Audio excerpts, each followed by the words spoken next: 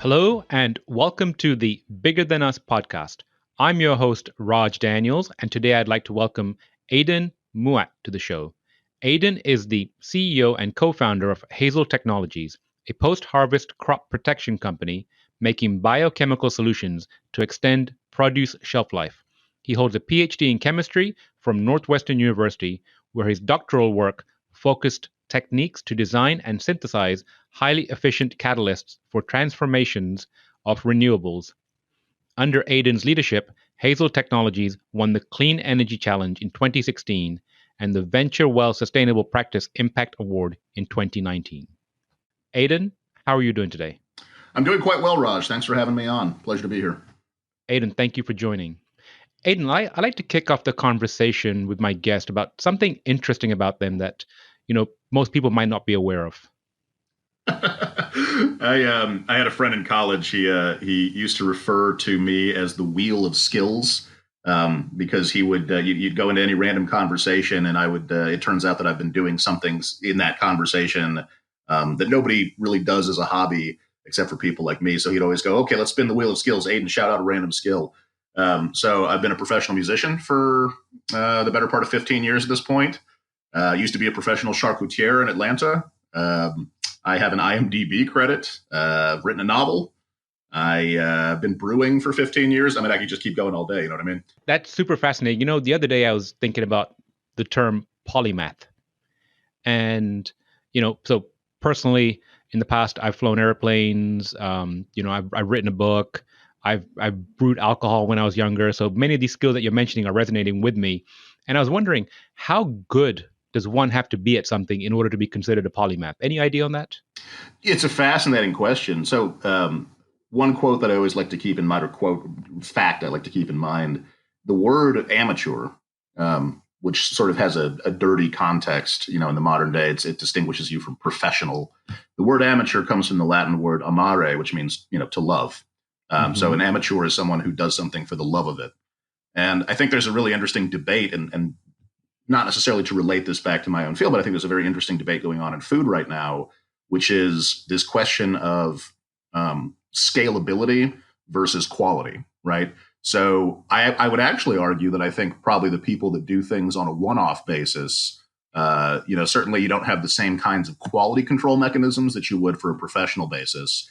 But at the same time, you are able to spend more time and more care on any given project. And as a result, I think the level of craftsmanship has the potential to be much, much higher. So for example, I'll just use this as a random example. I talked about alcohol just a second ago. I just distilled a bunch of raspberries from my lab into a German schnapps called Himbeergeist. It's a raspberry schnapps. And I can only think of one brand on the planet of Himbeergeist you can buy in the United States. But here I am able to produce a product that I think is of at least competitive quality. And here's the thing. It's the only different kind of Himbeergeist you're ever going to see in the city of Chicago, just because you basically only have the one commercial option. And where else are you going to go if you want to try something new and interesting? So that's kind of my thought process on that distinction. I think that if you practice anything long enough, you're going to get really good at it. And I think if you have the time and the devotion to perform a project, that there's a very good chance that the quality of your output is going to be at least professional or higher. So then I'm going to step out on a limb and say both of us should celebrate the label of polymath. I try not to call myself things, but, since you brought it up, yeah, I think it's a celebration indeed. And it's a pleasure to meet a fellow polymath. Well, I appreciate it. So, Aidan, can you give a brief description of your current endeavor, your current organization? Absolutely. So Hazel Technologies has a pretty simple mission, which is that we want to stop spoilage waste. We want to stop food waste, basically. And we want to do that by giving unprecedented control of the shelf life of perishables to every stakeholder in the food supply chain, whether they're producers, whether they're retailers and distributors, or even whether they're consumers, ultimately. So my background is in chemistry. I did my PhD in chemistry at Northwestern in 2016. And we founded the company a year before that in 2015.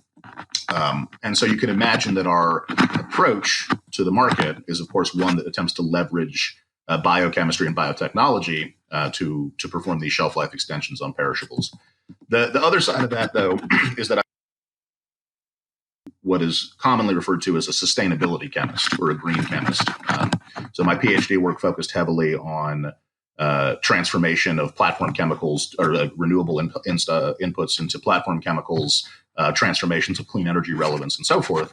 And porting that over into the food supply chain brought with it the philosophy, that we need to be using the reduce, reuse, recycle principles in order to make whatever inputs we're putting into the food supply chain more sustainable, but also B, that we want to be responsible about the chemistries that we're deploying. We want to make sure that we're not adding new chemicals into the food supply, that we're not doing anything that's either ecologically or health-wise harmful, so forth and so on. So we exist at that apex of wanting to solve a major sustainability problem using a very value-added tool, which is how I think of biochemistry, but forcing ourselves to be ethical, moral, and ensuring that everything that we do is completely safe for human, animal, plant, and environmental life. So that's fascinating. And I really like the way you said, all the stakeholders, because I feel like so often products are almost designed in a vacuum, but I'm guessing in your case, all the way from the growers to the consumers. Is that correct?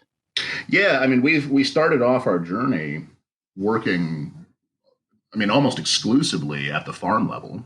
So in the first few years of the company, myself and the other co-founders who, back in 2016, we were the only employees, we spent half our year traveling all over the United States, Florida, Georgia, California, Pacific Northwest, everywhere that there's arable farmland. And we would meet with the growers themselves.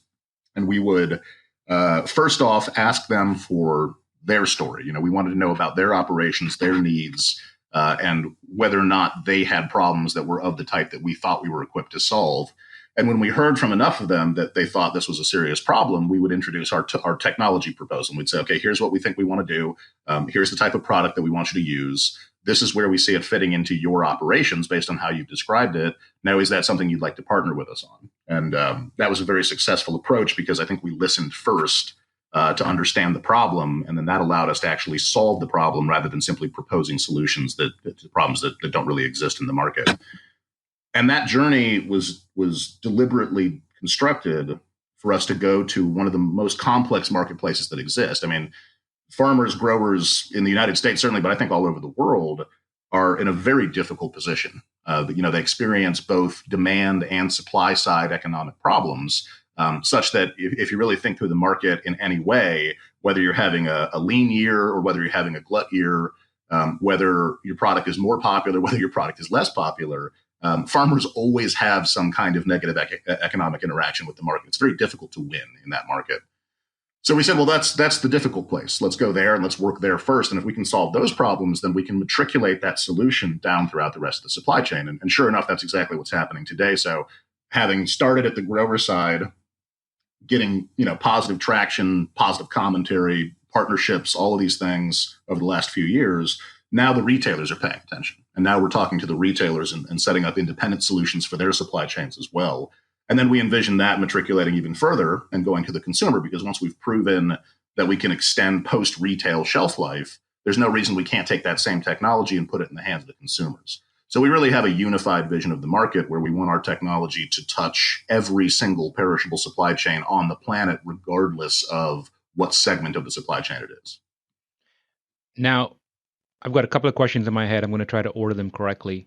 First of all, without giving too much away, can you share a little bit about how your product works? Absolutely. So, at its root, I always like to sort of make this as a joke, but it is a true statement. We're actually sort of a materials science company disguised as an agricultural science company.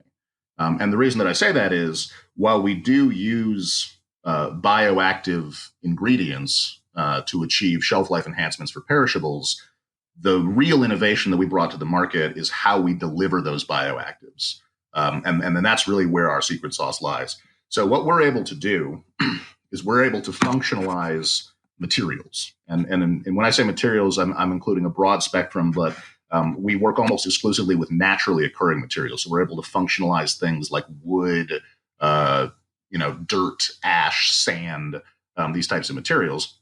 We're actually able to make from those materials um, further materials that have the ability to store and time release bioactive ingredients into the storage atmosphere of perishable goods purely as an atmospheric treatment. So everything that we do is in the gas phase. It's a very small amount of active gas that goes into the storage environment, treats the atmosphere around those perishable goods.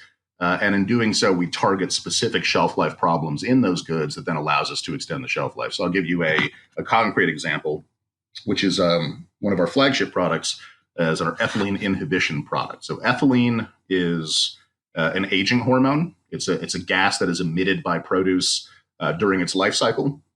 And ethylene, in turn, triggers aging responses in that produce. And those aging responses initially begin as ripening, but ultimately lead to over-ripening and degradation of color, firmness, texture, flavor, and increased susceptibility to disease and other pathogens. In the presence of a very small atmospheric concentration of an ethylene inhibitor, we're actually able to disrupt that response to the ethylene. We're able to control the hormonal activity of that produce, and that allows us to control the metabolic rate. So we can actually control the rate at which produce breeds. People don't think of fruits and vegetables as living things, but they truly are seeds and plant parts and so forth. So they are actually alive and breathing at all times. And when you can control that metabolic rate, now you have the ability to slow it down. And in doing so, we can extend shelf life for the maximum duration during that storage and transit process, up to threefold over the original shelf life, and even beyond into the retail space. The produce that we see treated on average has about 3 to 4 extra days of shelf life post-retail in the consumer's hands.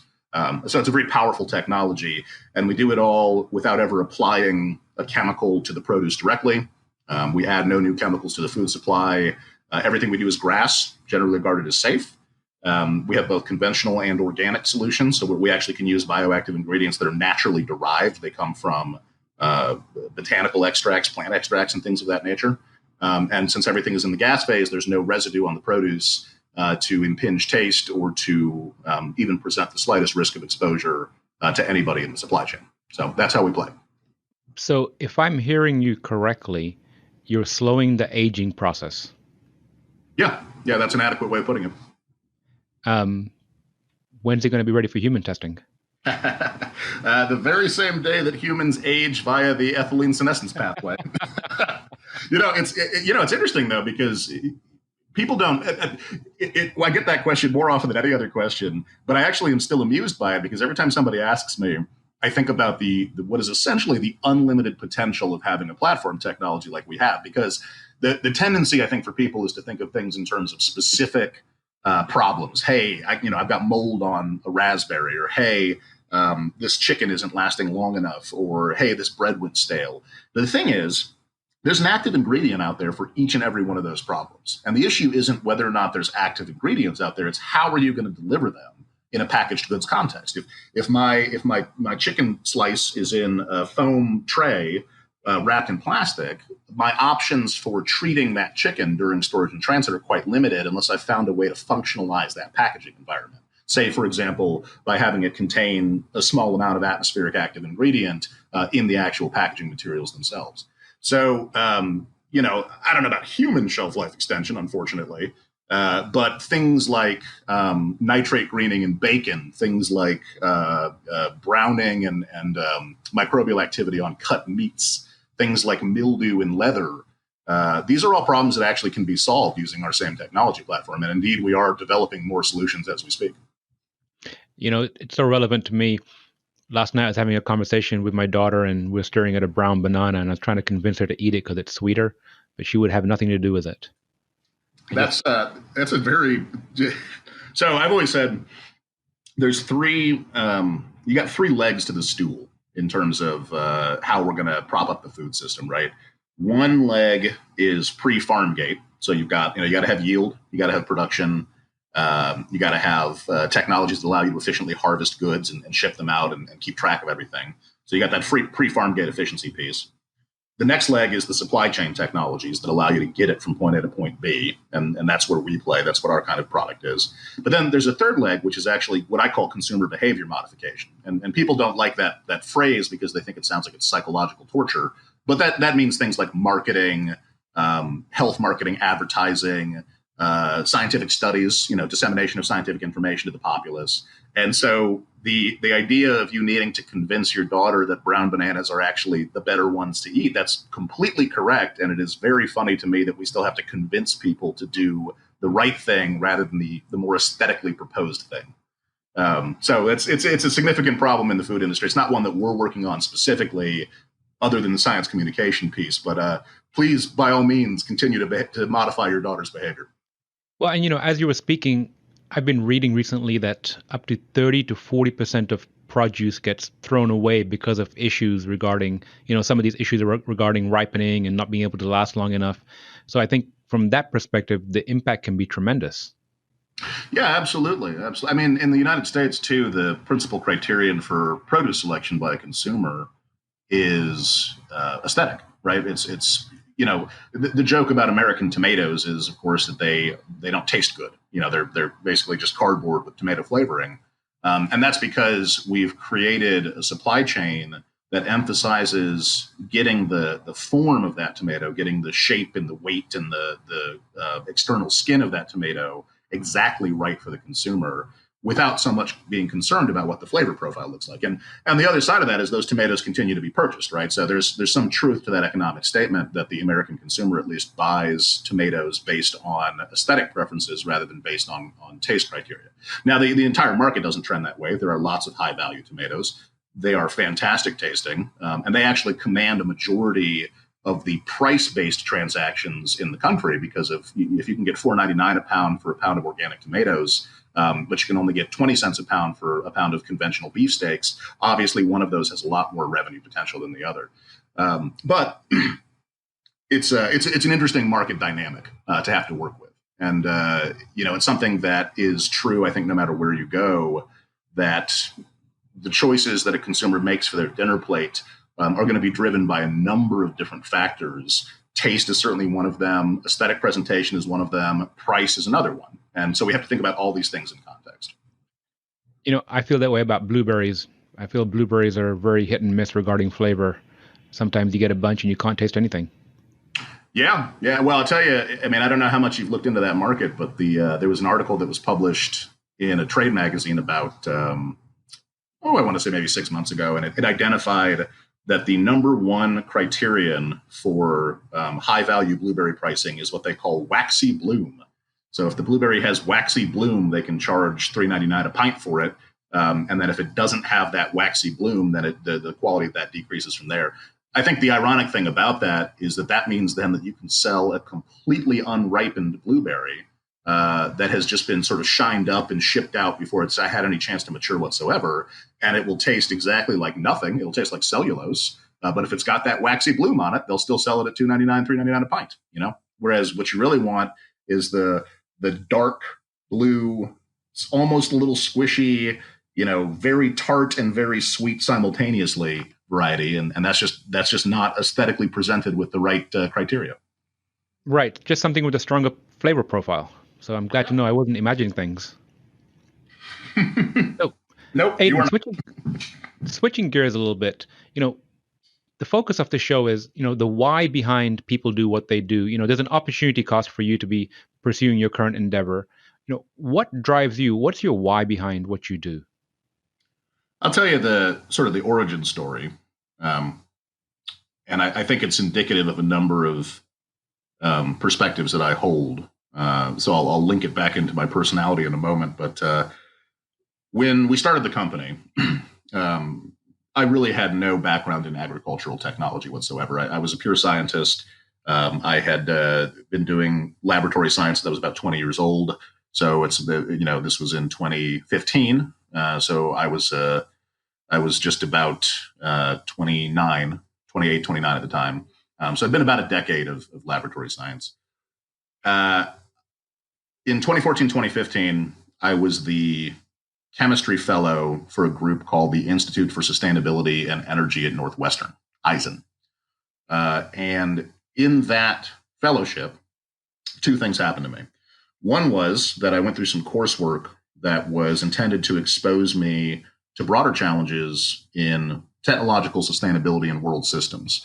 And I thought through a very interesting fact, which was you look at most world enterprises, medicine, energy, transportation, commerce, you see that we've had massive, massive technological revolutions over the last 2 to 3 decades.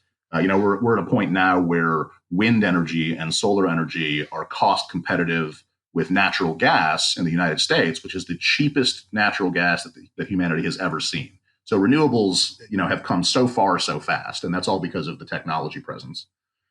But if you look at agriculture has not had that revolution. It's still a very slow-moving industry. We're still doing things fundamentally the same as we did 150 years ago. Not only that, agriculture is centrally dependent on chemistry. And there's a very easy illustration of this. If you're familiar with something called the Haber-Bosch process, Haber-Bosch is the process that we use to convert nitrogen into ammonia and forms the basis for the majority of the nitrogen content in our fertilizer. And the impact of this process is as follows. Because of this one chemical process, it's estimated that about 50% of the people alive today are only alive because of that process. So it's estimated that without Haber-Bosch, we would have only had a world population of about 3.75 billion today. So the power of chemistry to transform the world of agriculture is phenomenal. And agriculture is, of course, the biggest industry on the planet. People can talk about a lot of things, but here's the thing.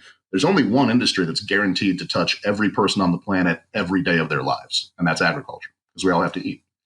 So looking at this problem of agriculture hasn't been transformed, and the central component of agricultural transformation is chemistry, I felt a calling, right? I said, oh my God, that's something that I do. I am a chemist. I now see an application for the knowledge that I have in a major world system that's practically begging to be revolutionized, as quickly as we can, because climate change is a problem, and because population growth is a problem, and because we need to be able to produce calories. So that's the philosophical background that happened to me. The other thing that occurred in Aidan was I was put into what's essentially an entrepreneurial accelerator, and that's where I met the other co-founders of Hazel.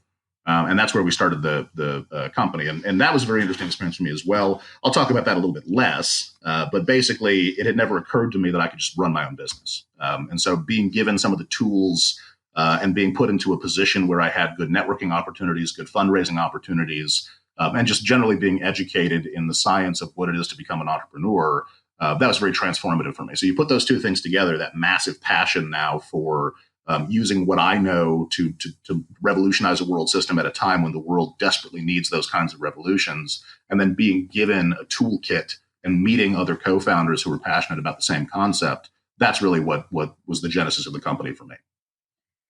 So that's really interesting. And does that worldview of trying to help feed people tie back to anything from your childhood? Well, I grew up cooking. My mother is a very talented cook, and sort of forced me when I was very young to participate. And to the extent that I never really appreciated how deep my ties to it go. But even to this day, it's funny. I work with a lot of guys. They do, processed salads, processed foods, cut foods. I don't think I buy any single processed thing. I mean, I do eat at a lot of restaurants, but aside from that, I prep pretty much everything I make from scratch, even to this day. And I'm pretty good at it, and that makes me very happy. So food is always love where I come from. I mean, I'm from the Southeast. It's always about hospitality. It's always about, can I fix you a plate of something? Come in, have a plate, or take one to go with you, whatever it is. But you feed people. That's how you show them that you care about them. So that's one side of it. The other side of it is my mother's family, my grandfather, my uncle, my great-grandfather, they're makers. They're people that make things. None of them ever graduated past high school, really. But they're all ex-military, Green Beret, Army Ranger type folks. Very, very skilled engineers. Incredible. I mean, my great-grandfather made the tools that he used to build his own house, his own first house in Indiana, about a century ago, give or take. So I grew up in a shop. I grew up working with electrical, working with carpentry, with the idea that you can make anything you want to make if you just put your mind to it and learn a couple of skills. And even though people hear, oh, he's a doctor of chemistry, they think that that's some sort of academic pursuit for me. But I consider myself to be a synthetic chemist. I consider myself to be purely a maker. I've got a background in theoretical chemistry and I've got a good background in physics, but at the end of the day, my real passion lies for making things. And so I think that's where this company really hits home for me, is at the apex of saying, okay, well, I care about food because I care about people. And I like to contribute to the world by virtue of making real things and applying them in the real world. I think that's what it goes back to in my childhood. So I think you and I would get along swimmingly. First, on the food piece, I am the cook at home. I love preparing from scratch, and I consider food as a vehicle of love. And so I actually speak while I'm cooking, so to convey that feeling. And on the other piece, I consider myself a continuous tinkerer. And so I'm always tinkering, trying to make things. It doesn't matter what it is, or at least fix things. I'm always the first one to say, look, if it's broken, let me try to fix it before you buy a new one. Yeah, yeah. I mean, hell, I'll make dinner for you sometime if you'll make dinner for me. Absolutely. It's a deal. It's a Cool, love deal. it. Um, so how's this entrepreneurial journey been? And I'm going to start off with, often when I meet academics, someone who's just, been studying for a long time, then they could transition to opening a business or starting a business. The journey gets, really tumultuous. So I'm curious to, find out for you, how's it been? Yeah, I mean, I think that's a totally relevant point. I think I have a bit of a different perspective than the average academic, just based on some of the information I was just sharing about my own childhood. But I also spent a couple of years working before I went on to get my PhD. So I was in industry for about 3 years before going back to school. So I've got some of that perspective as well. But nevertheless, it is tumultuous, and not only that, I can see why it's difficult for academics, because the paradigm of what you have to accomplish and how you accomplish it is just radically different. In an academic environment, the idea is, certainly that applied research is valuable, but that, and I'll just use this as one example of where there's a disparity. The tendency for a PhD is to want to explore every variable in a process and to want to know what the correlation is between every input and every output. And that's a process that can take essentially unlimited time and unlimited energy. And you can write an entire doctoral thesis on nothing but the subgap states inherent in different levels of n-doped semiconductors. And that's a valuable study, but that has nothing to do with a real world output, so to speak. It's a fundamental output. Whereas I think in entrepreneurship, the first make or break challenge that every single entrepreneur experiences is the ability to make good decisions with imperfect information. Because you're never going to be able to find out every side of a thing. You don't have enough time, you don't have enough money, you don't have enough resources, you don't have enough partnerships.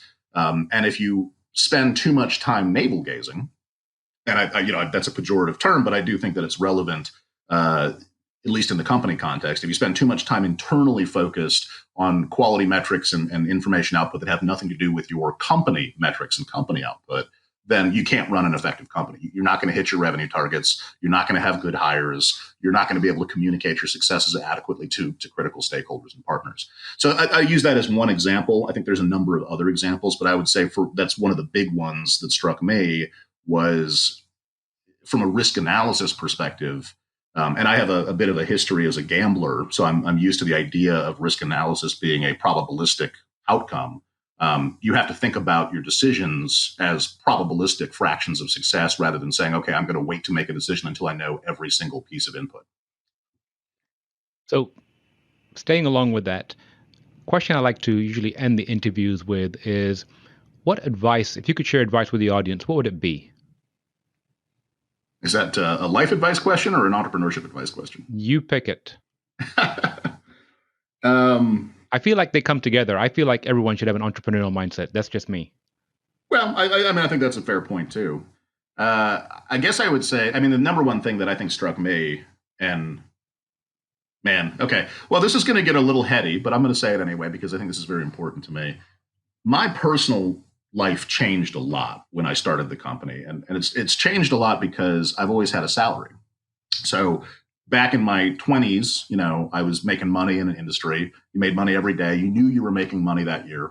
And then you go to graduate school, and at least in the sciences, you get a stipend. So you're basically paid to research, and you have no real correlation between the quality of your output and the amount of money you're going to make in any given time period, because you know that you're safe. You know that you're going to be making that money.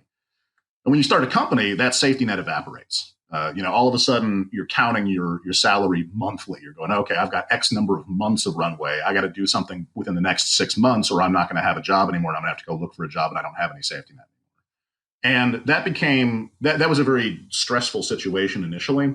But then once you get used to that mode of living, you realize two things. One is, I think it's better to live in a world where you are rewarded according to the quality of your output. And I'm not saying, ultra capitalism, people that don't work should starve. What I am saying is everybody should be taken care of to the extent that is possible. But if you contribute value, a part of that value should be given back to you. And in a lot of ways, I think that's even a little anti-capitalist, because we've become such a salaried society that the idea of personal responsibility for high quality output has become rather sublimated in the public consciousness, in my opinion. And the other side of that is that, and this is where it gets a little heady, safety is an illusion at the end of the day, because the world is dynamic. And there's a lot of variables, a lot of different ways of expressing this in a number of different world systems. But just because you have a salaried job, for example, my mother got laid off from her job. She was working for the same company for 30-something years and got laid off last year. So she had a salary. She had nominal safety. But then that all evaporated with less than 6 months of warning, even 30-something years into that career. So I think we sort of tell ourselves, hey, there's this social safety net. Hey, we will always have these relationships, this salary, this career trajectory, whatever it is. If you work for it, it'll be there to protect you. And in my world, that's just not true. In my world, you kind of have to eat what you kill, which means you have to kill to eat. And I'm not saying everybody needs to live that way, but I do think it would be good for the majority of people to take a step back and take stock of what they take for granted as a safety net, and what they're actually doing to grab the brass ring in terms of what they want to accomplish, what they want from their lives, family, career, even if it's just running a marathon, even if it's whatever it is, that whatever's holding them back from doing that, they need to drop that and really push forward and move forward. So I think that kind of ties into what you're saying about the entrepreneurial mindset in perhaps a bit more of a shark-like way of expressing it, but that's who I am as a person. I agree. And if I'm to tease something out of that, what I'm hearing and feeling is that, take a risk once in a while, because what you think is guaranteed is not guaranteed either. I would say so. We're only on this planet so long. You may as well try to do something you want to do. Well, Aidan, it's been a real pleasure speaking with you. Are there any last words you'd like to share with the audience? Nope, other than to say that I hope everybody thinks about the food that they're eating. I think that we've become very disconnected from our food sources. And as you and I were talking about, food should be a thoughtful endeavor. It should be an intimate endeavor, and one that expresses, care and interest. So I hope everybody thinks about what they're eating today and makes good eating choices. Well, thank you so much, Aidan. And I look forward to catching up with your progress in a few months. Much appreciated, Raj. Thank you for having me on. It's been a delight.